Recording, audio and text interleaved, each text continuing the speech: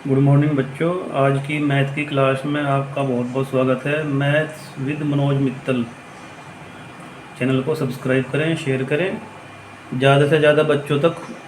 जो किसी कारण से अपने डाउट क्लियर नहीं कर पा रहे हैं, अपनी बात को नहीं कह पाते हैं, हेजिटेशन रहती है, तो उनको भी इसके बारे में बताएं ताकि ज़्यादा से ज़्यादा बच्चों तक बात पहुँचे और अपने जितने भी मैथ के डाउट हैं वो क्लियर करें विदाउट एनी कॉस्ट। इसके लिए कोई पैसा नहीं है, ठीक है।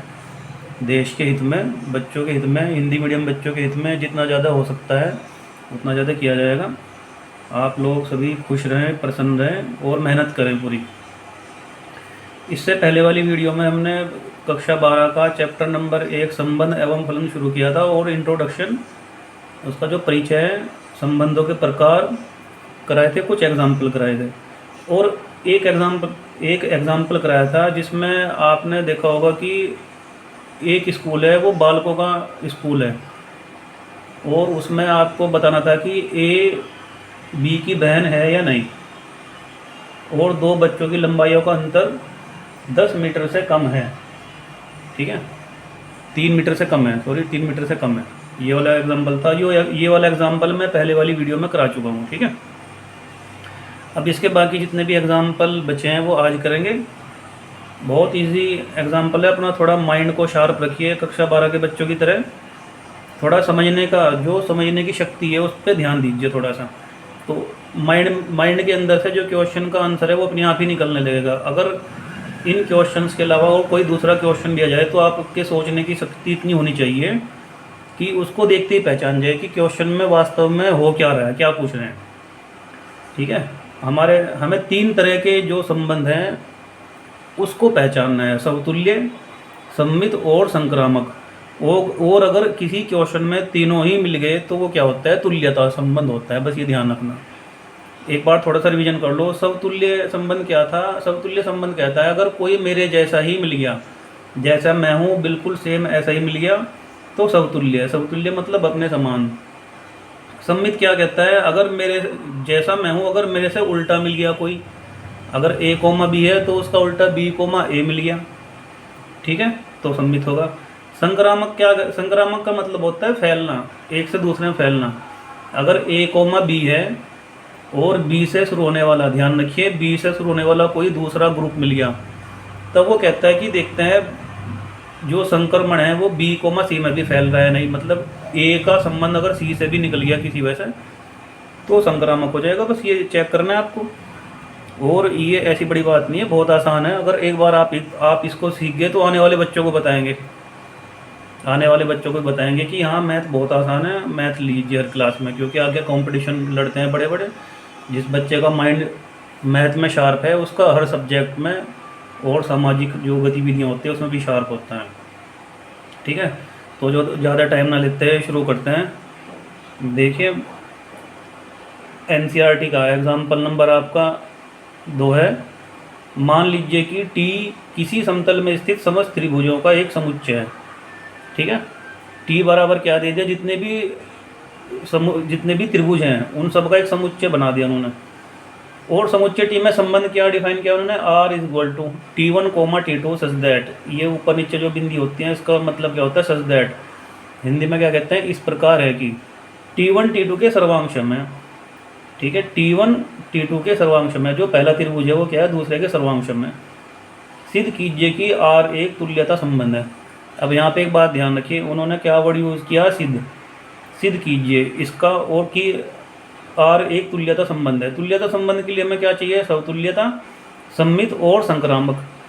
अब वो कह रहे कि सिद्ध कीजिए, तो इसका मतलब जो ये इन्होंने डिफाइन किया है ये रिलेशन, वो समतुल्य भी होगा, सम्मित भी होगा और संक्रामक भी होगा। क्यों? क्योंकि वो कह रहे हैं कि सिद्ध कीजिए।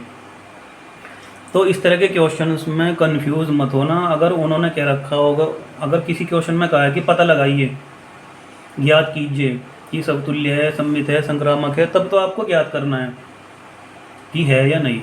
अगर वो अपने आप कह रहे हैं कि सिद्ध कीजिए एक तुल्यता संबंध है और तुल्यता के लिए हमारे पास समतुल्य, सम्मित, संक्रामक सिद्ध होनी चाहिए ऑटोमेटिक, तो इसका मतलब वो समतुल्य भी है, सम्मित भी है, संक्रामक है, क्योंकि तभी क्या होगा, तभी तुल्यता संबंध माना जाएगा। ठीक है, तो अपने अंदर का ये डर निकाल दीजिए कि हम इसको सिद्ध कैसे करेंगे, काफ़ी आसान है। अच्छे बताइए कि सर्वांशम जो ये है वर्ड सर्वांशम, सर्वांशम क्या होता है? आप 6th क्लास से पढ़ते आ रहे हैं कि दो त्रिभुज सर्वांशम कब होते हैं। देखिए, दो त्रिभुज सर्वांशम कब होते हैं? जो पहला त्रिभुज है वही सेम दूसरा त्रिभुज है।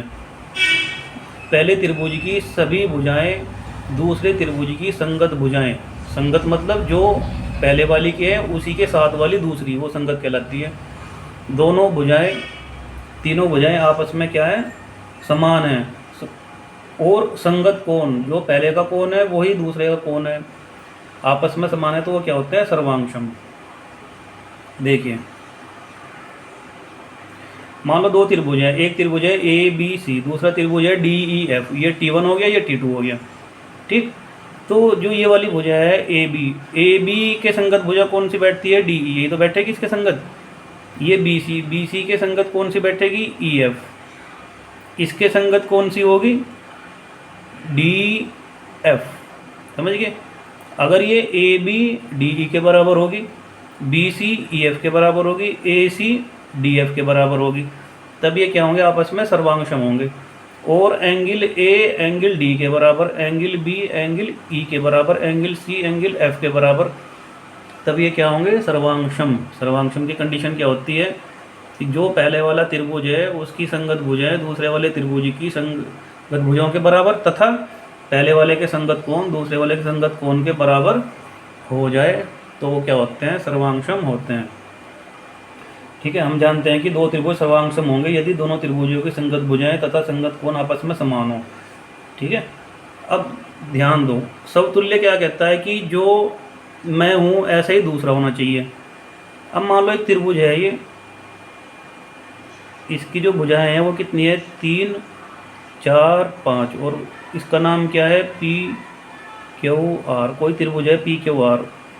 ठीक, तो 3 4 5 इसकी तीनों भुजाएं हैं।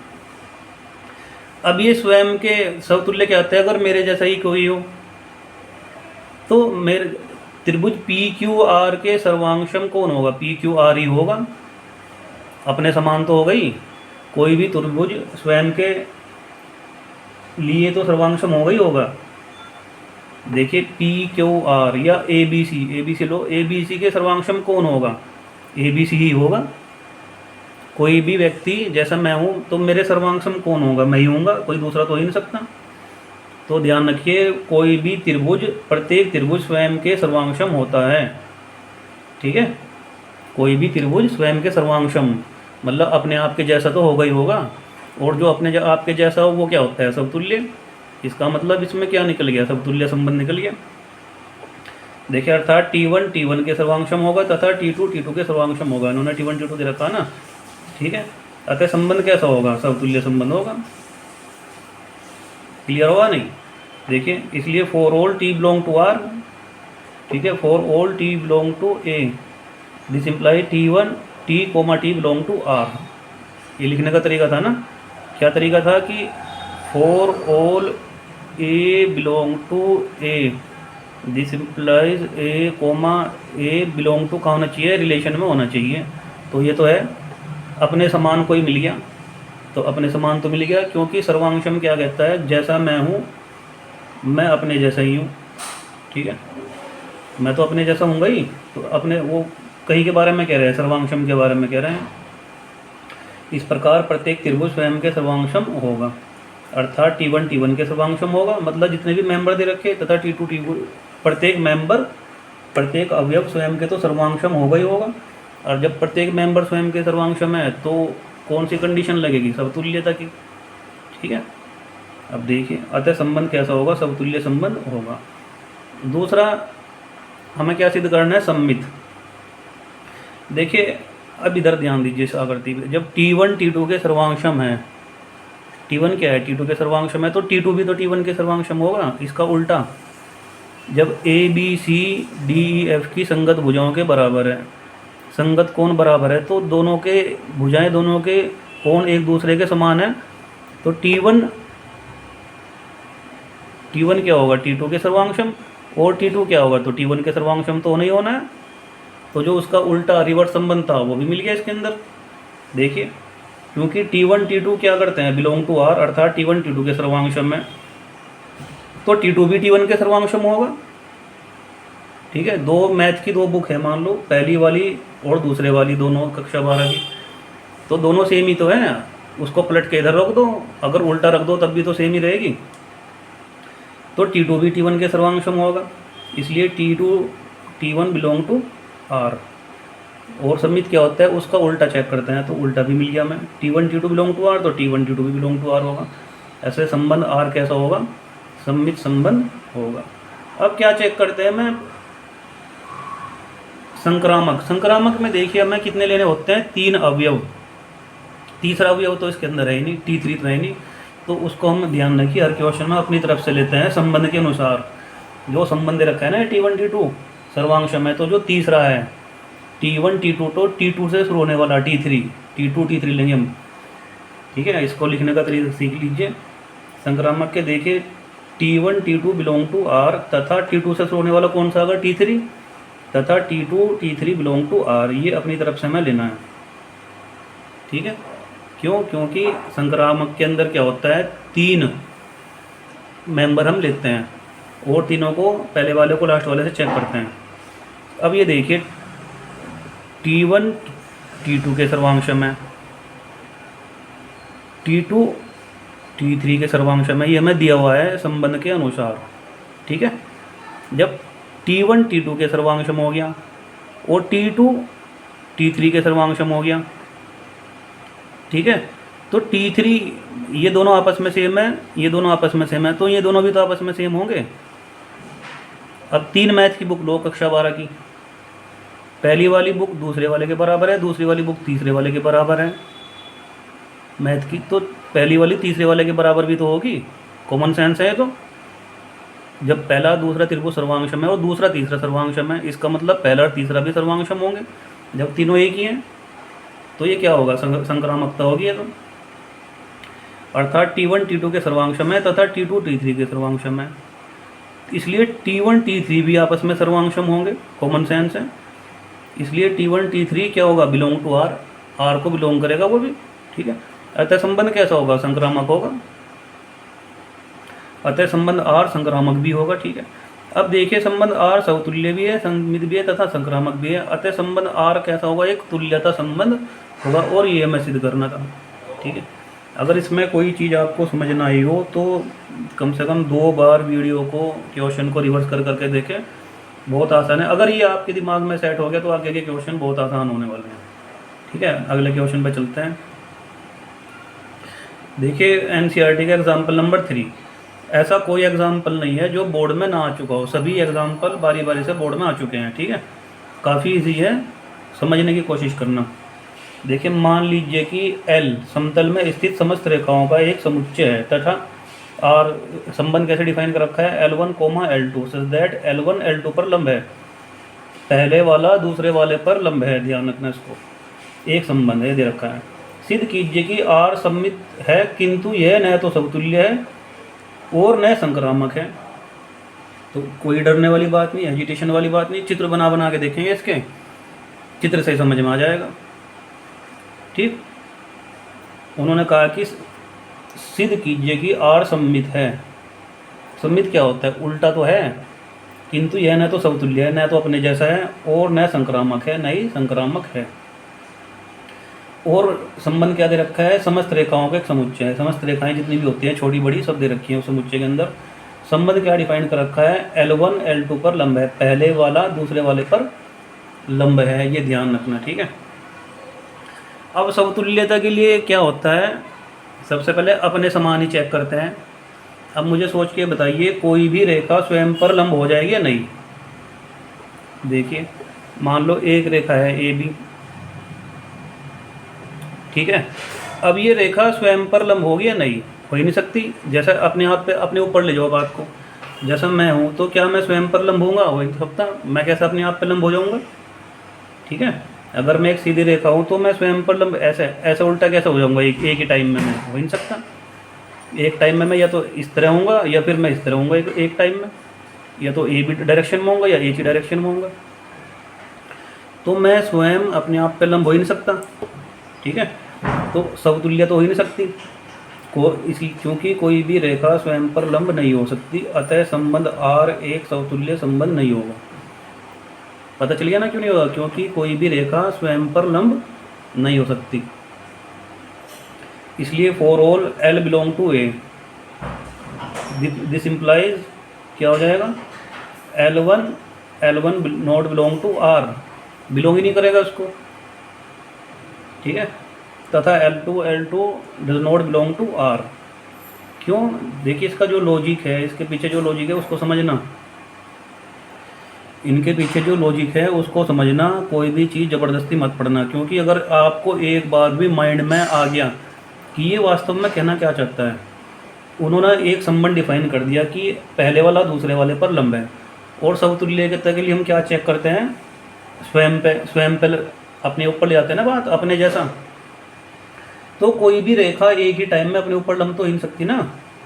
ये देखो रेखा तो ए बी है, ए बी रेखा है, ए बी रेखा अपने ऊपर लंब कैसे हो जाएगी, हो नहीं सकती, ठीक।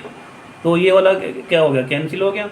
अतः संबंध R एक समतुल्य संबंध नहीं होगा। फॉर ऑल लिखने का तरीका क्या है, for all L belong to A, समतुल्यता का क्लियर क्या लेते हैं, समुच्चय लेते हैं ना A।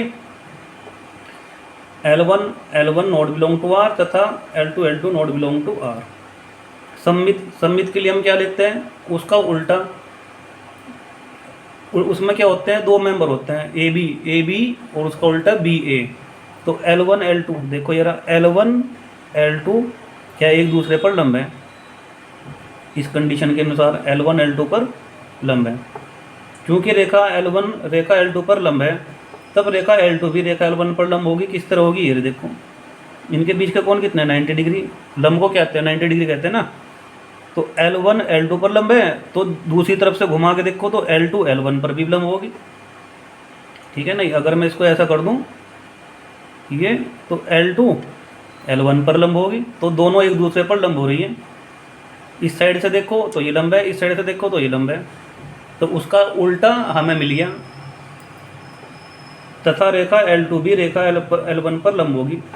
अर्थात यदि L1 L2 belong to R, तो दिस इम्प्लाइज L2 उसका उल्टा भी बिलोंग कर रहा है R को। यही तो सिद्ध करना होता है हमें कि यदि AB belong to R, this implies BA, इसका उल्टा भी अगर उस R के अंदर मिल जाए तो कैसा होगा, सम्मित होगा। वो मिल गया। L1 L2 belong to R है, तो L2 L1 भी बिलोंग टू R है, अतः संबंध R कैसा होगा, सम्मित होगा।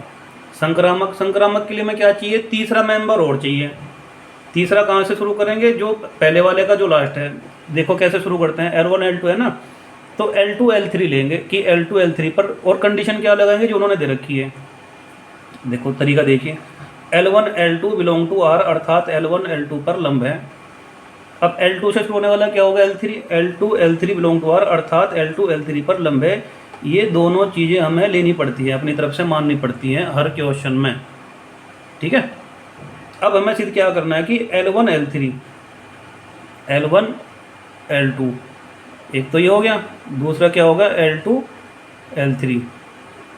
अगर हमने सिद्ध कर दिया कि L1 L3 भी आपस में एक दूसरे पर लंब है, तो कैसा होगा, संक्रामक हो जाएगा। थोड़ा सा माइंड का यूज़ करना। आप देखो, अब यहाँ पे ध्यान दीजिए, L1 L2 पर लंब है, ये L1 ये L2 एक दूसरे पर लंब है नहीं, और L2 L3 पर लंब है। इस कंडीशन के अनुसार L2 L3 पर लंब है, ये रहा भाई L2 ये रहा, और इस पर लंब कौन सा होगा, L2 यही तो होगा, L3, ये L1 L2 पर होगा। जब L2 L3 पर लंब है तो L3 L2 पर लंब है, ठीक है। तो L1 L3, हम पहले वाले का लास्ट वाले से कनेक्शन देखते हैं। तो पहले वाला कौन है, L1, और लास्ट वाला कौन सा है, L3। तो ये तो एक दूसरे पर लंब दिखाई नहीं दे रहे। ये क्या है, L1 है, और ये क्या है, L3 है। भाई चित्र तो ऐसा ही बनेगा ना। देखिए लैंग्वेज तो आपको समझ में नहीं आएगी, चित्र से ही समझ में आएगा। ये L1 L3 पर क्या है, लंब है या नहीं। L1 और L3 को मैंने अलग से निकाल लिया, ये L1 ये L3, तो ये तो दोनों समांतर दिखाई दे रहे हैं, लंब तो है ही नहीं। अगर लंब होते तो कैसे होते, ऐसे होते, ये L1 होता और ये L3 होता, जबकि ये वाली कंडीशन तो यहाँ पे ही नहीं, ये तो एक दूसरे के समांतर दिखाई दे रहे हैं। तो याद रखिए L1 L2 पर लंब है, L2 L3 पर लंब है, लेकिन L1 L3 पर लंब नहीं है। L1 L3 पर लंब नहीं है, कैसा है, समांतर है। तो कंडीशन फेल होगी यहाँ संक्रामक की। ठीक है, देखिए क्या बनी है, L1 L2 belong to R अर्थात L1 L2 पर लंब है, L2 L3 belong to R अर्थात L2 L3 पर लंब है। ये हमें अपनी तरफ से मानना है। हमें सीधे क्या करना है, L1 और L3 को लेकर चलना है। परंतु L1 L3 पर लंब नहीं होगी, L1 L3 के समांतर होगी। ये हमें पता कैसे चला, इस चित्र से पता चला है। ठीक है, और जब समांतर होगी तो वो कंडीशन फेल होगी, इसलिए L1 L3 does not belong to R। अब does not belong to R है तो कैसा होगा, संबंध R संक्रामक नहीं होगा। अब कंडीशन वो देखो क्या सिद्ध करवा रहा था, वो कहते हैं कि R सम्मित है, सम्मित है जी ये रहा, अतः संबंध R सम्मित होगा।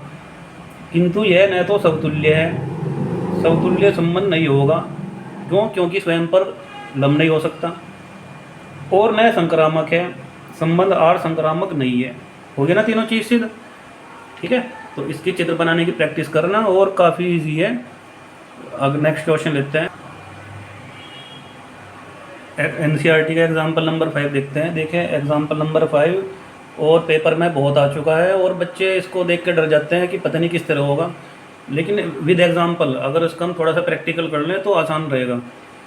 सिद्ध कीजिए कि पूर्णांकों के समुच्चय जेड में, जो पूर्णांकों का समुच्चय आपने 9th क्लास में पढ़ा होगा, प्राकृतिक संख्याएं,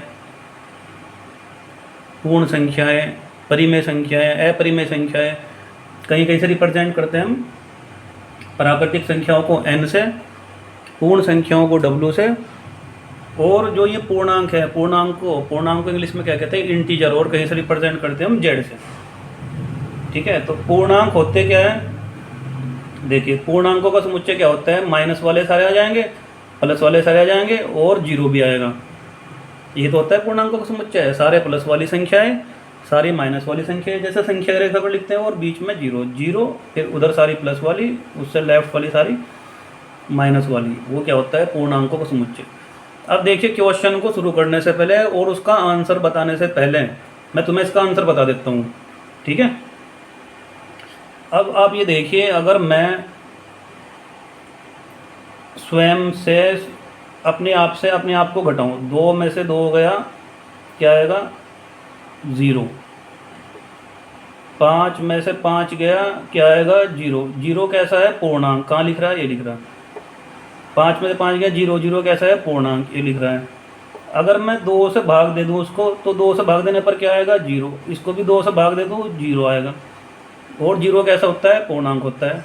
ठीक है, जब मैं अपने आप को घटाता हूँ तो 0 आएगा, और 0 को अगर मैं 2 से भाग देता हूँ 0 आएगा। तो जो 0 प्राप्त हो रहा है वो क्या है, वो भी पूर्णांक ही है। आया कुछ समझ में। माइनस वाला ले लेते हैं, जब मैं -1 को माइनस करूँगा अपने आप से, तो क्या हो जाएगा, -1 + 1, ये माइनस माइनस प्लस हो गया, तो कितना आ गया, 0। और फिर से 2 से भाग दूंगा तो क्या आएगा, 0 आएगा। ठीक है, और 0 क्या होता है, पूर्णांक। अपने आप को घटा दिया मैंने, 2 से भाग भी कर दिया, क्या प्राप्त हुआ, 0, क्योंकि किसी 0 को किसी संख्या से भाग देने पर क्या होता है, 0 मिलता है, और वो कैसा है, पूर्णांक है, तो समतुल्य हो गया। सम्मित क्या है, उसका उल्टा। मान लो मैंने सेट में क्या लिया, 2,3। ठीक है, और कंडीशन क्या कहती है, सिद्ध कीजिए कि पूर्णांकों के समुच्चय z में r बराबर ab संख्या 2 a माइनस b को विभाजित करती है, द्वारा प्रदत्त संबंध एक तुल्यता संबंध है। अब तुल्यता क्या हो, वो समतुल्य भी होना चाहिए, सम्मित भी होना चाहिए, संक्रामक भी होना चाहिए, तभी तो समतुल्य होगा। इसका मतलब वो अपने आप कह रहे कि सिद्ध कीजिए तुल्यता संबंध है, इसका मतलब होगा। देखो समतुल्य तो मैंने तुम्हें भी दिखा दिया। बात है सम्मित की, सम्मित क्या होगा, उल्टा, रिवर्स। समतुल्य क्या होता है, स्वयं से स्वयं को घटाने पर, स्वयं से स्वयं को घटाया तो 0 मिला, 2 से भाग करने पर 0 मिला, और 0 क्या होता है, पूर्णांक है, बिल्कुल सही बैठ रहा है। अब उल्टा ले लो, 2 अलग अलग मेंबर ले लो, 2 3, 2 में से 3 गया, कि कितना बचा, -1। ठीक है, ये कैसा है, पूर्णांक। और 3 में से 2 गया, कितना बचा, 1, ये कैसा है, ये पूर्णांक है। समझ आया नहीं, देखिए जब उसको हम घटाएंगे तो कैसा मिलेगा, मैं पूर्णांक मिलेगा। संक्रामक, संक्रामक में देखिए A minus B belong to R, A minus B संख्या 2 से विभाज्य है, B minus C belong to R, B minus C संख्या 2 से विभाज्य है, तो A minus C belong to R, A minus C भी होगा। जब भी हम किसी चीज़ को आपस में घटाएंगे और 2 से भाग देंगे तो जो हमें संख्या प्राप्त होगी वो कैसी प्राप्त होगी, पूर्णांक ही तो प्राप्त होगी। ठीक है, जब वो पूर्णांक प्राप्त होगी तो क्या होगा, जो उन्होंने कंडीशन दे रखी वो लागू हो जाएगी। देखो अब तरीके से क्वेश्चन को करते हैं। क्या था वो, सिद्ध कीजिए कि पूर्णांकों के समुच्चय जेड में आर बराबर ए बी संख्या 2 ए माइनस बी को विभाजित करती है द्वारा प्रदत्त संबंध एक तुल्यता संबंध है। देखिए सॉल्यूशन में यहाँ पर जो रिलेशन है, रिलेशन में कौन से मेंबर लिए जाएंगे, कौन से अवयव, जिनका अंतर संख्या 2 से विभाज्य है। पूर्णांकों का समुच्चय क्या होगा, ये जेड बराबर 0, ये प्लस वाले सारे, इधर माइनस वाले, तथा उन्होंने संबंध क्या दे रखा है, आर बराबर ए कोमा बी संख्या 2 ए माइनस बी को विभाजित करती है, हमने ऊपर से उतार लिया। देखिए समुच्चय जेड का प्रत्येक अवयव संबंध के अनुसार स्वयं को घटाने पर 0 आएगा। जितने भी मेंबर हैं अगर स्वयं से स्वयं को घटाएं, 2 से 2 को घटाएं, 3 से 3 को घटाएं, -1 से -1 को घटाएं, 5 से 5 को घटाएं, 100 से 100 को घटाएं तो क्या आएगा, 0। अब जब हम उसको 2 से डिवाइड करेंगे, 2 से भाग देंगे तो क्या आएगा, 0 ही आएगा। ठीक है, तथा घटाने पर 0 आएगा, तथा 0 को 2 से भाग देने पर 0 आएगा, अर्थात a माइनस ए 2 से विभाज्य है। ये बात वो कह रहे हैं कि संख्या 2 a माइनस बी को विभाजित करती है। जो अंदर कंडीशन दे रखी है उसको हमें फॉलो करते चलना है। ठीक है, इसलिए for all a belong to R this implies a minus A upon 2 belong to R. a minus A मतलब स्वयं से स्वयं के साथ चेक करेंगे, और वो संख्या 2 से भाज्य भी कह रहे तो 2 से भाग भी करेंगे बिलोंग टू आर। क्यों, क्योंकि a माइनस ए बराबर 0 आएगा, 0/2 क्या आएगा, 0 आएगा। आर रिलेशन क्या है, आर रिलेशन में 0 दे रखा है। ठीक है, होगी कंडीशन अप्लाई, इसलिए क्या होगा, समतुल्य संबंध होगा। सम्मित के लिए चेक करते हैं, a minus B belong to R, इसका मतलब क्या है, संख्या 2 a माइनस बी को विभाजित करती है। इसका उल्टा क्या होगा, b minus A belong to R, संख्या 2 b माइनस ए को विभाजित करेगी। किस तरह करेगी, ये देखिए। एक एग्जाम्पल लिया हमने 2 और 4 का। जब मैंने 2 और 4 को लिया तो 2 पहले वाले में से दूसरा वाला घटा देगा, कितना बचा, 2 माइनस 4। 2 माइनस 4 का मतलब क्या है, -2, और 2 से भाग दे रखा है, उस कंडीशन के अनुसार संख्या 2 विभाजित करेगी। तो 2/2 क्या हो गया, 1 माइनस का 1, और -1 क्या है, पूर्णांक, ये रहा जी पूर्णांक, कंडीशन पास होगी। अब उसका उल्टा, जब 2 में से 4 को घटाया तो 4 में से भी 2 को घटाएंगे और 2 से भाग भी देंगे। तो 4 में से 2 को घटाते हैं जी, 4 में से 2 को घटाया तो कितना बचा, 2, 2/2 कितना आ गया, 1, और 1 कैसा है, पूर्णांक है ना, ये रहा पूर्णांकों का समुच्चय है। तो ये वाली कंडीशन भी पास होगी। इसका मतलब जो पहले वाला है उसका उल्टा भी मिल गया है। ठीक है, तो संख्या 2 b माइनस ए को विभाजित करती है, अतः यह कैसा होगा, सम्मित संबंध होगा। संक्रामक के लिए a माइनस बी, देखिए अब मैंने बताया तो मैं कि अगर संक्रामक अगर 3 मेंबर नहीं दे रखे हैं तो तीसरा में अपने आप लेना पड़ेगा। वो तीसरा कैसे लेंगे, जहाँ पहले वाला ख़त्म होता है। पहले वाला ख़त्म कहाँ पे हो रहा है, b पे, तो हम b से c लेंगे। कंडीशन कौन सी रखेंगे, जो उन्होंने दे रखी है वो अपनी तरफ से बनाएंगे हम। अब तीसरा क्वेश्चन आ रहा है एक जैसा ही, a minus B belong to R, a minus B संख्या 2 से भाज्य है, तथा b माइनस सी अपनी तरफ से ले लिया, b minus C belong to R, b minus C संख्या 2 से भाज्य है। ये हमें दोनों दे रखे हैं कंडीशन के अनुसार, क्योंकि उसमें 3 मेंबर लेते हैं ना। अब हमें सीधे क्या करना है कि a माइनस सी, ए और सी का संबंध चेक करेंगे ना हम, पहले को और तीसरे का। तो चेक करो, देखिए 2 माइनस 4, हमें 2 मेंबर ले लिए, 2 में से 2 और 4, 2 में से 4 गया -2, -2/2 क्या हो गया, 1 माइनस 1 कैसा होगा, पूर्णांक होगा। सही हो गया। तो 4 से 2 से 4, 4 से 6 लेंगे फिर हम आगे। तो 4 से 6 पे चेक करो, जब 4 से 6 है तो कितना बच गया, -2, 2/2 कितना आ गया, -1, ये भी पूर्णांक मिल गया। तो 2 कंडीशन पास हो रही। अब हमें 2 से 4, 4 से 6 लिया हमने, 2 से 4, 4 से 6। अगर पहले वाले का तीसरे वाले से कनेक्शन निकल गया, ठीक है, अगर पहले वाले का तीसरे वाले से कनेक्शन चेक करो, 2 और 6, 2 में से 6, 2 माइनस 6 करना ना, मैं a माइनस बी तो लेना ना, a माइनस बी, तो 2 माइनस 6 कितना बचा, -4, -4 को 2 से भाग करा तो -2 आ गया, वो कैसा है, पूर्णांक है, तो फिर से कंडीशन पास होगी। पूर्णांक कहाँ है, ये रहा, -2 किस में बैठता है, पूर्णांक के समुच्चय में बैठता है, ठीक है, तो ये संक्रामक संबंध भी होगा।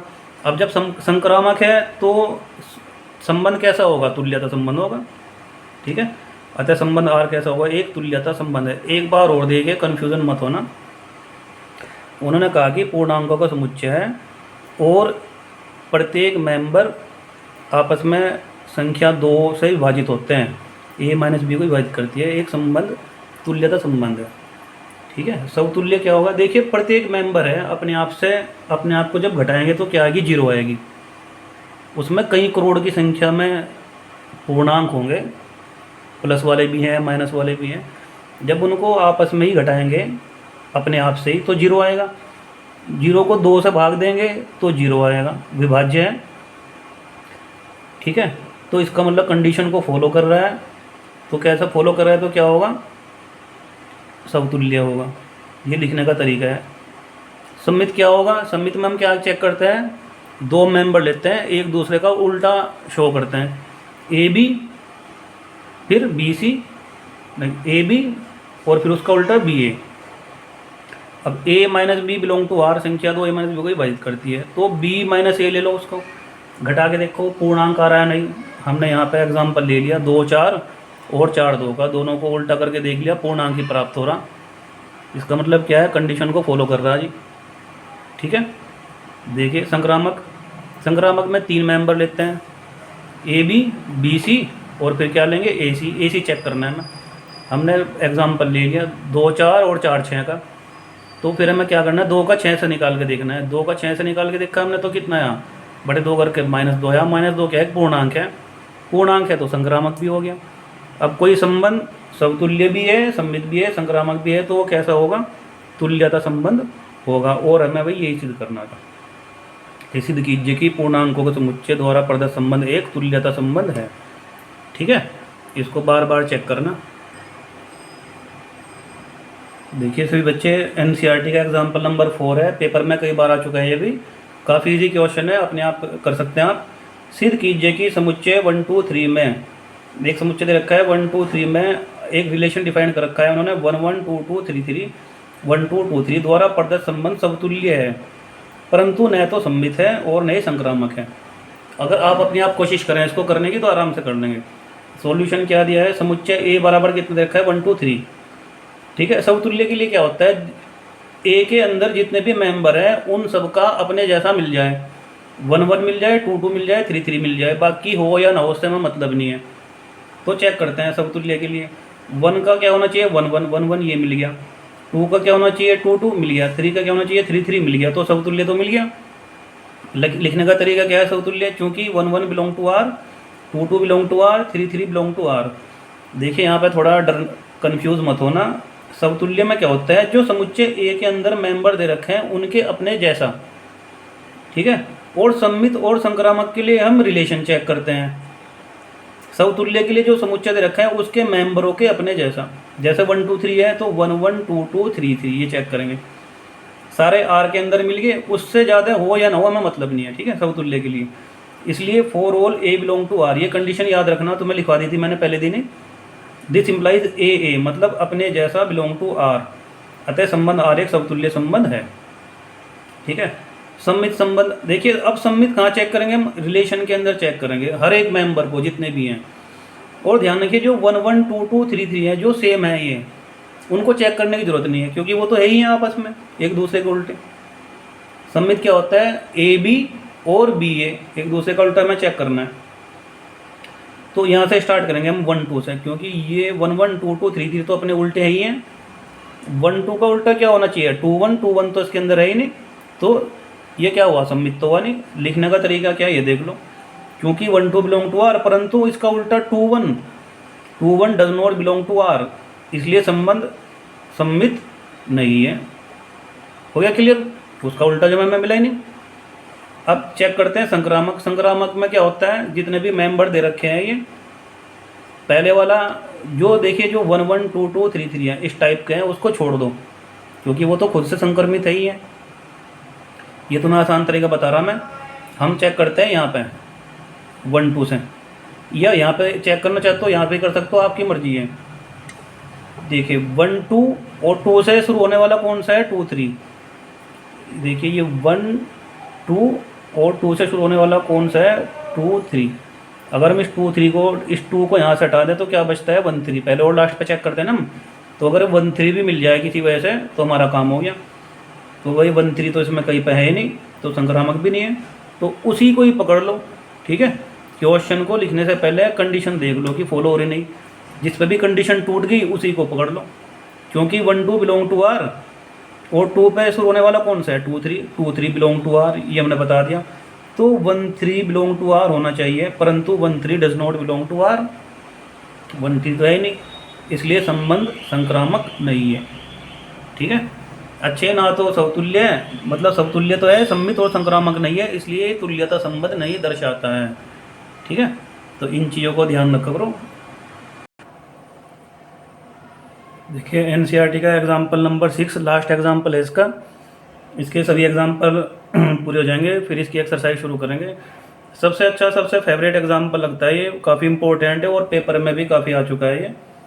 देखिए इसके जितने भी एग्जाम्पल हैं पेपर में सभी आ चुके हैं, तो इसको इम्पोर्टेंट लिख लेना, इसको भी पेपर में रिपीट हो चुका है। जितना बड़ा क्वेश्चन लग रहा है देखने में, उससे अब तक के सबसे जितने भी क्वेश्चन करेंगे सबसे ज़्यादा ईजी है उससे। मान लीजिए कि समुच्चय ए 1 2 3 4 5 6 7, एक समुच्चय दे रखा है ए और उसके मेंबर कौन कौन है 1 से लेकर 7 तक। मैं आर क्या डिफाइन कर रखा है, ए कोमा बी, किस तरह है वो, सच दैट ए तथा बी दोनों ही या तो सम है या विषम है। उसका जो रिलेशन हम बनाएंगे, या तो दोनों एक ही जो ब्रैकेट छोटा ब्रैकेट होगा ना, जो क्रमित युग्म होगा, उस क्रमित युग्म के मेंबर या तो दोनों सम होंगे या दोनों ही विषम होंगे, ये कहना चाह रहा है। बस इस चीज़ का ध्यान रखना। द्वारा देखिए ए तथा बी दोनों ही या तो सम है या विषम है, बस इसी बात को पकड़े रहना लास्ट तक।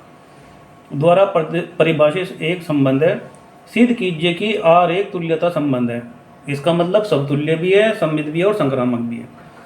साथ ही सिद्ध कीजिए कि उपसमुच्चय 1 3 5 7 के सभी अवयव एक दूसरे से आपस में संबंधित हैं और उपसमुच्चय 2 4 6 के सभी अवयव एक दूसरे से मतलब आपस में संबंधित हैं, परंतु उपसमुच्चय 1 3 5 7 का कोई भी अवयव उपसमुच्चय 2 4 6 के किसी भी अवयव से संबंधित नहीं है।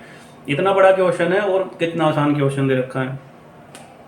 देखिए क्या दे रखा है, दिया है समुच्चय ए बराबर 1 2 3 4 5 6 7 तथा संबंध आर हमें क्या बनाना है, ए कोमा बी, सच दैट ए तथा बी दोनों या तो सम है या विषम है। अब हमें एक ऐसा रोस्टर तैयार करना है। रोस्टर विधि में देखिए ये कौन सी विधि है, गुण विधि।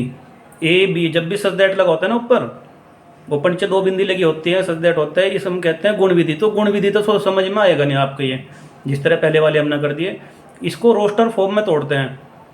रोस्टर फॉर्म में कैसे बनाएंगे, उसकी कंडीशन का पालन करना है, ए तथा बी दोनों ही या तो सम रखना है या विषम रखना है इस ए के मेंबर को। तो रखिए, तो पहला 1 से स्टार्ट करेंगे, तो 1 के साथ क्या आएगा 1, ये आ गया 1, क्योंकि दोनों या तो सम रखने या विषम रखने। 1 के साथ 2 आ सकते हैं, नहीं 1 के साथ 2 नहीं आएगा, क्योंकि एक सम हो गया एक विषम हो गया। जबकि हमें कंडीशन फॉलो करनी या तो दोनों सम होंगे या विषम होंगे। अब आपकी समझ में आ गया होगा। ठीक है, तो 1 2 नहीं रख सकते हम, 1 3 रख सकते हैं, फिर 1 4 नहीं रख सकते, 1 5 रख सकते हैं, 1 6 नहीं रख सकते क्योंकि दोनों अलग हो जाएंगे, हम 1 7 रख सकते हैं। ठीक है, उसके बाद 2 का नंबर आया, तो 2 के साथ 2 कैसा है, सम है। अब हमें दोनों ही सम रखने हैं, तो 2 2 2 4 2 6। 2 8 नहीं ले सकते क्योंकि 7 तक ही है। जब फिर 3 का नंबर आया, 3 कैसा है विषम, तो विषम वाले ही लेंगे क्योंकि दोनों विषम रखने हैं, तो 3 1 3 3 3 5 3 7। ऐसे ही 4 वाला सम है तो 4 2 4 4 4 6, आगे ले नहीं सकते। 5 से स्टार्ट करेंगे तो 1 3 5 7 वाले लेंगे। 6 से स्टार्ट करेंगे तो 6 कैसा है, सम है तो 2 4 6 वाले लेंगे। 7 कैसा है विषम, तो 1 3 5 7। तो जो ये रोस्टर फॉर्म में आर तैयार हुआ है तो इस प्रकार हुआ है। अब हमें सिद्ध करना है। देखिए काफ़ी बड़ा रिलेशन है ये, तो इसमें आप उसी रिलेशन के अंदर मेंबरों को चेक करते रहिए और जो अपना आंसर देते रहिए। ठीक है, समतुल्य, समतुल्य का मतलब क्या होता है, ए के अंदर जितने भी मेंबर हैं अपने जैसा ढूंढना है, अपने जैसा मिल रहा है नहीं।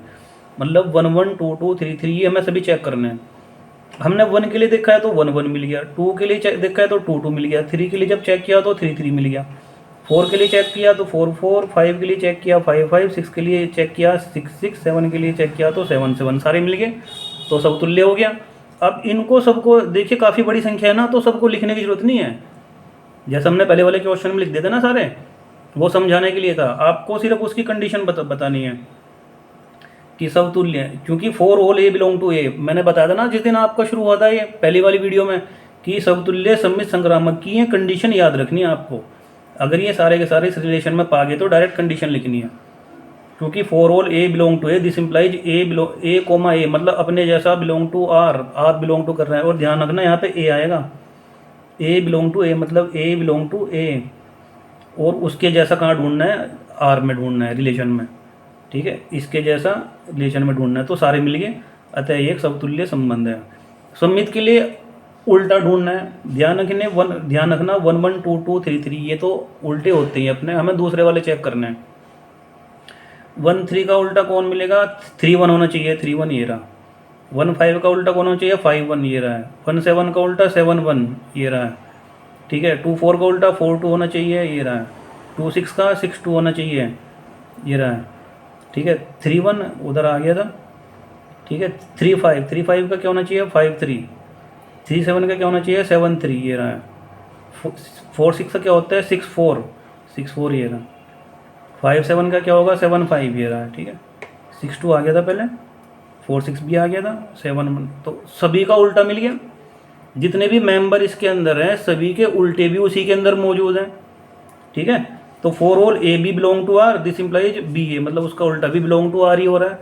अतः यह कैसा एक सममित संबंध है। अब ध्यान रखना, हमें क्या चेक करना है, संक्रामक। और संक्रामक में क्या होता है, जो ये 1 1 2 2 3 3 ये वाले तो छोड़ दो। अब देखिए चेक करो, 1 3 तो 3 से शुरू होने वाला कौन सा है, ये रहा। देखो मैं करके दिखा रहा आपको,